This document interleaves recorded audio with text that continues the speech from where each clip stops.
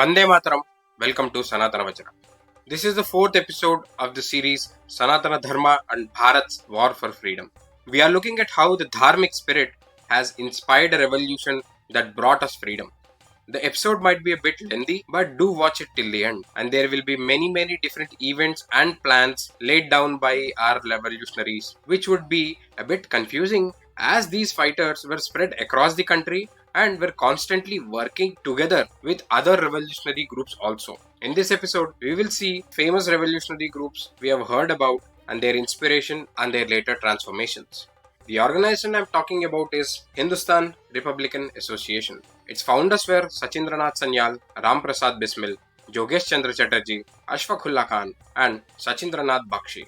In 1908, Sachindranath Sanyal started a branch of Anushilan Samiti in Varanasi. We shall see what this Anushilan Samiti is and how it worked for India's freedom in the coming episodes. For now, Anushilan Samiti is one of the first armed revolutionary groups similar to Abhinav Bharat. So, Sachindranath Sanyal started its branch in Varanasi and later renamed it as Young Men's Association to hide from the cunning eyes of British. The members of this revolutionary group gained inspiration from Sri Bhagavad Gita and Bharat's history, and they also used to constantly monitor revolutions from other countries. They used to work together with Abhinav Bharat and Ghadar movement members across the country. Rash Bihari Bose from the Ghadar party and Sachindranath Sanyal worked together on many important plans. Jyotindranath Mukherjee, who is well known as Bhagat Jatin, joined them. All of them worked plans for Ghadar movement. Then the British understood the impact they are creating and imprisoned Sachindranath Sanyal in Kalapani. He was imprisoned there twice. He wrote a book called Bandi Jeevan, and from 1915 again he secretly worked for freedom as he was under constant surveillance of the British. Almost no revolutionary believed in the 1921 non-cooperation movement, but they respected the words of a senior and a nationalistic leader, Chittaranjan Das. They thought that since not everyone can hold arms, they will still be able to participate in large numbers through the non-cooperation movement. But in 1922, M.K. Gandhi decided to retract the movement and stopped it. Many revolutionaries were severely disappointed with this decision. It was at the same time where a great Telugu revolutionary freedom fighter, Alluri Sita Ramaraju, also felt disappointed and decided to take up arms to fight for the freedom. Ramaraju roamed across pilgrimages as a sannyasi, a sage, and came across revolutionary groups like Ghadar and Jugantar Ashram. He met with Anushilan Samiti members also in Chittagong. He shared common ideas and ideologies with them and took on his own path for revolt. In the same way, many revolutionaries across different regions decided that it is high time to let go of these peace talks and drive the British out with force. They found a renewed inspiration and drive to fight for freedom. Sachindranath Sanyal, who was working under cover till now, decided to meet with the active Ghadar party revolutionaries and started making plans. On the other side, Prasad Bismil joined Congress and assertively put forth the demand for Purna Swaraj. With the disappointment from non-cooperation movement and Indian National Congress, he established his own party. He, along with Sachindranath Sanyal and Jogesh Chatterjee, started the famous Hindustan Republican Association. Prasad Bismil was the leader of HRA armed wing. All the founders were deeply inspired by Gita and other dharmic scriptures. They wrote a constitution which outlined how a Purna Swaraj would mean and how it would look like. This acted as the first ever guided document or a constitution about Purna Swaraj, a completely independent nation. HRA also published a manifesto pamphlet called The Revolutionary. This manifesto clarified to people what a revolutionary meant and they are not some terror organizations. They wrote that there was no other way to win Purna Swaraj than being a revolutionary warrior. They made people understand the difference between a war with a cause and the cause of Purna Swaraj, and it is not just for violence. In 1925, Sanyal wrote an open letter to M.K. Gandhi in the Young India newspaper. He wrote, and I quote, "You wanted 1 year for your experiment, but the experiment lasted for 4 complete years, if not 5. And still you mean to say that the experiment was not tried long enough? To say that the non-violent non-cooperation did not work because the people were not sufficiently non-violent, he used to argue like a lawyer and not like a prophet. The people could not be more non-violent than they were during the last few years. I would like to say that they were non-violent to a degree that smelt of cowardice, I unquote. In the same year of 1925, the same HRA planned to steal the wealth that British illegally captured and was transferring via train route. Prasad Bismil led this mission. They planned the robbery in Kakori station. But due to the unexpected number of armed soldiers, the robbery led to a confusion and costed the life of a passenger. Bismil highly regretted this. Later, few HRA members managed to escape and Bismil and few others got caught. Bismil wrote an autobiography called Revolutionary and also wrote the famous revolutionary song Mere Rang De Basanti Chola while being imprisoned. The group of warriors were hanged in 1927. Bismil's last words were, "I wish the downfall of British Empire." Roshan Singh and Rajendra Lahiri walked towards death holding Gita in their hands and singing Vande Mataram. Ashfaqullah Khan, in a similar way, with a smile on his face and Quran tied around his neck, said, "I tried to make India free and the attempt will not end with my life." This same Rajendra Lahiri was the one who joined Chandrasekhar Azad into the HRA. As the Kakori train robbery case dragged between 1926 to 27, many senior leaders of HRA dispersed across the country and secretly worked with various revolutionary groups. Sanyal himself started another group in a guise of a religious organization and carried out the HRA network in secrecy. By 1927, the leadership of HRA went to the 20-year-old young yet very capable hands of Chandrasekhar Azad, and Bhagat Singh and Sukhdev were just 19-year-old by that time. Azad was in constant connect with Savarkar, who was released from jail and was secretly working for the cause.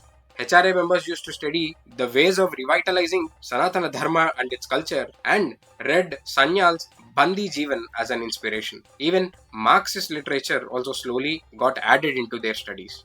In 1928, HRA under the leadership of Bhagat Singh transformed into Hindustan Republican Association. HRA now became HSRA. Now there is an important aspect to understand here. During that time, even Sachindranath Sanyal read about socialism, and while he too agreed a bit on the egalitarian ideals, he felt that they would not suit Bharat as a nation. However, socialism at that time was used to represent a radical political change against the colonial unequal rule. Socialism and Marxism, as we see today, are different from the egalitarian ideas that the likes of Bhagat Singh wanted to create in a society that is free of British colonial rule that spread inequalities. So, keeping this in mind, even as few senior HRA leaders felt that adding socialism is not appropriate, they still understood it and it only meant for a political change from the British colonial rule. After this, Chandrasekhar Azad became the chief of HRSA's armed wing. We all must have heard the battles and fights by HRA and HRSA. They avenged Lala Lajpat Rai by eliminating his murderer Saunders. HRSA released an official notice. JP Saunders is dead. Lala Lajpat Rai is avenged. This note was signed by Balraj, Commander-in-Chief HRSA. Balraj was the name used by Chandrasekhar Azad. We also know the resounding action taken by Bhagat Singh, Sukhdev and Rajguru. They did this to make the deaf hear, as they said. The British colonial empire was shaken by the increasing attacks from revolutionaries. And all through this time, M.K. Gandhi kept on writing news articles criticizing the revolutionaries. The revolutionaries too created awareness by writing counter articles on how the Naramdal was only asking for a dominion status and not complete freedom, and criticized them for not declaring an all-out open fight with the British. Through 1933, the revolutionary armies were very actively working for the armed revolt. Many were arrested, laid down their lives, and were also hanged. The revolution now saw a decrease in activity, while few seniors continued to run the network secretly. In 1931, the spineless cowards, the British, surrounded Azad. We all know the brave sacrifice Azad made for Bharat Mata. The truth about who leaked the information of Azad's location in that park was revealed later in 1960 from the police documents in UP. An intelligence officer, Dharmendra Gaur, revealed that the surviving documents showed that Yashpal, a HRSA member, was working as a British spy from 1930. British burned other evidences, but luckily, as the truth always wins, few documents still survived. Yashpal knew that Azad was in that park. Azad was already suspicious of Yashpal, and other members also knew this. They believed that Yashpal was the reason behind the failure of the plan to eliminate the British Viceroy also. Later, the evidence showed that to rid this suspicion, the cunning British organized a fake shooting and arrested Yashpal, but he was not imprisoned in Kalapani like the other revolutionaries. He was arrested to save him, and he also got married in jail. You see the clear difference, right? After independence, Yashpal wrote about himself as a revolutionary fighter and became a famous author. He got Padma Bhushan in 1970 and a stamp was released in his name in 2003. It is both sad and shameful that he received all these accolades even after the evidence came out in 1960. This makes a lot of things clear about the leadership after independence and how they manipulated history. No wonder that Sachindranath Sanyal in his book Bandi Jeevan many years ago wrote that the history of revolutionaries will not be written accurately. He understood what will happen if the British loyalist groups take the political power after freedom. That is why we only see one or two names, the non-violence movements, and whichever names suited the Indian National Congress being written as a reason for freedom in our school books. Even in 1965, such same British-minded slave politicians banned stage shows about the Navy revolt and the stories of revolutionaries. One of such infamous narratives is the revolutionaries being Marxist and Bhagat Singh being an atheist. Now, let us address this also. I am not claiming that Bhagat Singh was not an atheist, but his concept needs to be understood. Just like I mentioned, their understanding of socialism at that time was different just a few minutes ago. During his childhood, Bhagat Singh was motivated by his uncle Ajit Singh's ideals of nationalism and also the Arya Samaj philosophy. He in fact mentioned that except him, no other revolutionary followed Marxist ideologies. Through his 24 years of life, he explored through various philosophies and during the later years decided to be an atheist. But this was not the atheism or the Marxism that we see today, which continuously insults Indian culture and tries to manipulate the history and destroy Hindu culture. He simply did not believe in asking God for help to become fearless of death. His nationalism became his religion. He never insulted anyone's beliefs like the modern day half-brained Marxist historians do. So, that should clearly serve as a lesson to those Chinese slaves whenever they use Bhagat Singh's name. Now, the concept of Marxism came into the youth during 1920s and in 1930, the Britishers purposefully handed Marxist literature to the young prisoners to create ideological differences between them.